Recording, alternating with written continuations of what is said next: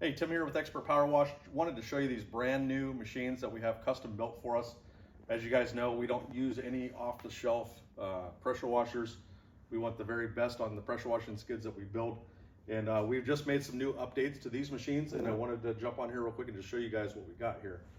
So if you want to come around to the back of the machine here, all the upgrades that we've made are here in the back. So now this is a 1/2-inch line. You can see that we've relocated the unloader to the back of the pressure washer.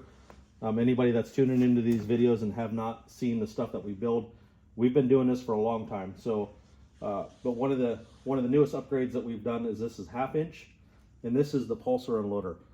The reason why you don't see a lot of these out in the industry is they're very, very expensive.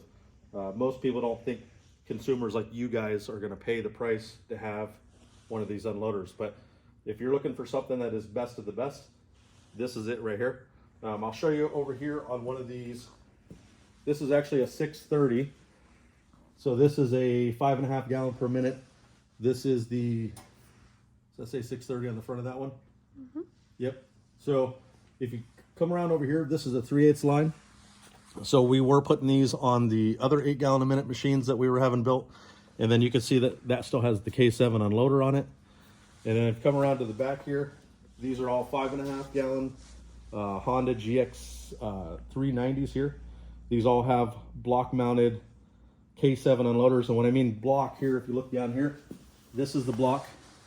You can see that the unloader is mounted to that.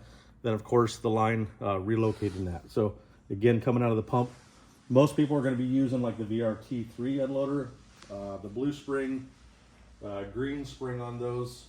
That's something that we decided that we just weren't going to do if we're going for quality. Again, most people don't think you guys have the money to pay for it, or you're not really going to pay for it, so they don't make that an option. We do.